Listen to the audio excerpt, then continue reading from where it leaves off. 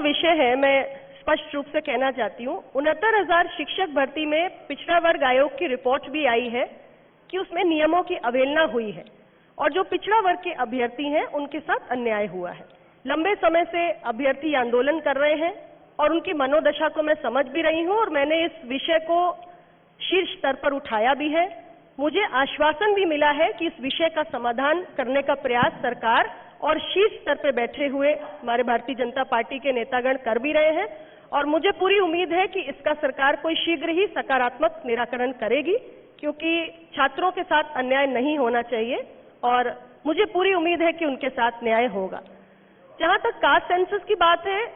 अभी आप जानते हैं कि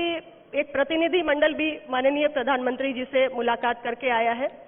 और हमारी पार्टी का स्पष्ट मत है और अब कमोवेश देश के सभी राजनीतिक दल इसके पक्ष में आ चुके हैं। राष्ट्रीय पिछड़ा वर्ग आयोग की भी यही सिफारिश है कि कास्ट सेंसस देश में होनी चाहिए और हमारी पार्टी का भी स्पष्ट रूप से मत है कि 1931 के बाद इस देश के अंदर कास्ट सेंसस नहीं हुई है और अगर हम अब कास्ट सेंसस करते हैं तो ये एक जायज मांग है और इसमें कोई मुश्किल भी नहीं है। हमें सिर्फ अपने जनगणना के जो क्वेश्चनआयर है उसमें एक एक्स्ट्रा कॉलम ऐड करना है